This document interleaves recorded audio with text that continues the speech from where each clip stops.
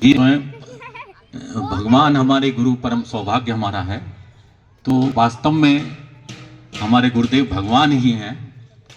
आप लोग जो जुड़े हुए हैं वो एहसास करते होंगे जब भी आप लोग परेशानी में होते होंगे, परम पूज्य गुरुदेव अपनी उपस्थिति का एहसास आपके जीवन में यदा कदा करवाते रहते हैं और आपके जीवन की जो बड़ी कठिनाई है बहुत ही उनको छोटा करके बहुत ही आराम से उतार देते हैं।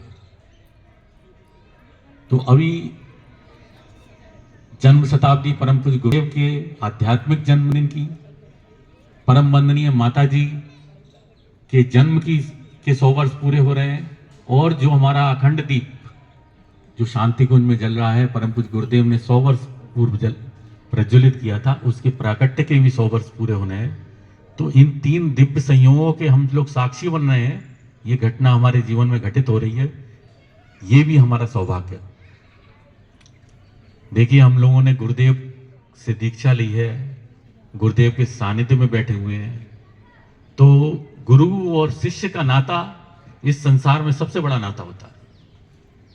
देखिए, जब हमारा शरीर समाप्त होता है तो इस शरीर से संबंधित जैसे माता पिता, बेटा बेटी, बहू बेटी, सारे नाते उसी क्षण समाप्त हो जाते हैं। लेकिन गुरु और शिष्य का जो संबंध है वो उसके बाद भी चलता है। परम पूज्य गुरुदेव जब तक हमारा हाथ पकड़े रहते हैं, जब तक हमारी आत्मा का विलय अपने चरणों में, गायत्री माता के चरणों में, परमात्मा के चरणों में नहीं करवा देते। तो सबसे बड़ा नाता परम गुरु और शिष्य का है।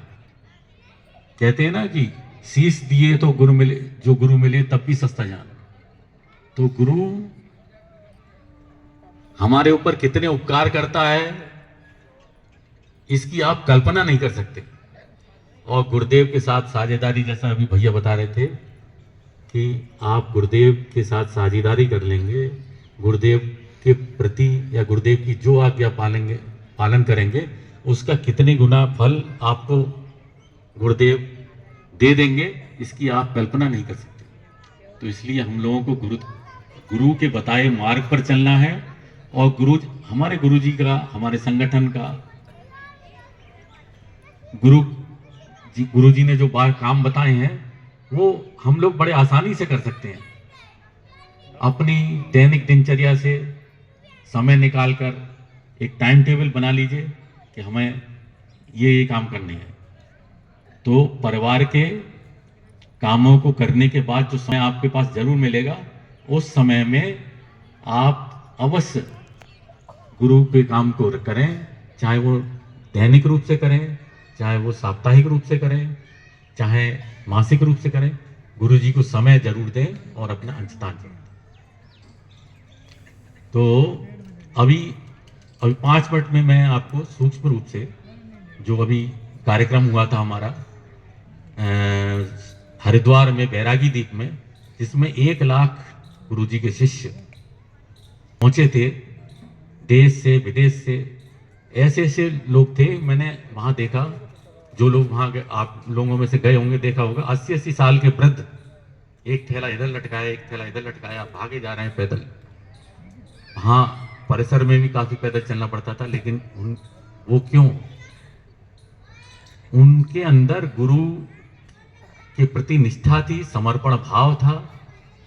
और वो ही निष्ठा, वही समर्पण भाव उनका सीधे चला रहा था। तो हम लोग, आप लोगों का कर्तव्य है, हम लोगों का कर्तव्य है कि गुरु के काम को अवश्य करें। और जो वहां काम मिले तो उनको सूक्ष्म रूप से मैं आपको बताऊंगा। कभी आप लोगों के साथ इत्मीनान से बैठेंगे, कभी गोष्ठी करिएगा तो उसमें विस्तार से चर्चा करेंगे। लेकिन आज जितना समय है उसमें बहुत थोड़े से समय में आप बहुत ध्यान से सुनिएगा। गुरु ने हमें, गुरुद्वारे से हमें क्या काम मिले हुए हैं। तो देखिए, सबसे पहला पॉइंट वहां से मिला कि हमें संगठन अपना मजबूत करना है। संगठन, देखिए जितने लोग जब बैठे हुए हैं, ये लोग जब आपस में मिलते जुलते रहेंगे और वार्तालाप करते रहेंगे, बैठते रहेंगे। तो यही हमारा संगठन है। और इस संगठन में क्या करना है हमें? सबसे पहले संविधान करना है। अपनी जो शक्तिपीठ है उसमें, वहां भी गुरुदेव कहते हैं ना कि मैं 3 जगह मिलता हूं, उगते हुए सूर्य में, अखंड दीपक में, समाधि स्थल पे, और 2 जगह उन्होंने और बढ़ाई कि अपनी शक्तिपीठों पर, और तो चलते फिरते हमारे जो जिनके हृदय में 24 घंटे गुरुदेव धड़कते हैं, उन लोगों के हृदय में। तो इन 5 जगहों से आप संपर्क में रहिएगा, जिससे आपको आभास होता रहे गुरु सत्ता का। तो अपने क्षेत्र में जो भी संगठन है उसको मजबूत करें, और गुरुदेव के जो काम हैं वो करते रहें। जैसे 7 आंदोलन चलाए हुए गुरुदेव ने, साधना आंदोलन, सबको साधना के लिए प्रेरित करें, शक्तिपीठ पर जाइए, कहें, जिक्र करिए गुरुदेव की। फिर शिक्षा आंदोलन, बाल संस्कार शालाएं चलाएं अपने क्षेत्र में। नारी जागरण आंदोलन, जैसे बहनें अपनी तैयार हो जाएं, अपनी टीम बना लें, गर्भोत्सव संस्कार कराएं, जो भी चुन चुन के, जैसे पोलियो की दवा सरकार ने पिलाई थी ना, कि चुन चुन के बच्चों को, ऐसे चुन चुन के गर्भवती महिलाओं को चुने और उनसे प्रेरित करें कि आप गर्भोत्सव संस्कार कराएं, ताकि आपके यहाँ परिवार में जो आत्मा आए वो देवात्मा आए। देखिए, एक बच्चा भी गलत आ जाता है तो जीवन, परिवार का जीवन नरक हो जाता है। वृक्षारोपण करें और एक दूसरे के प्रति आत्मीय भाव रखें, प्यार बांटें, सहकार बांटें। तो यही छोटे छोटे सूत्र हैं। कभी आप हम लोग बैठेंगे गोष्ठी में तो उसको विस्तार से चर्चा करेंगे।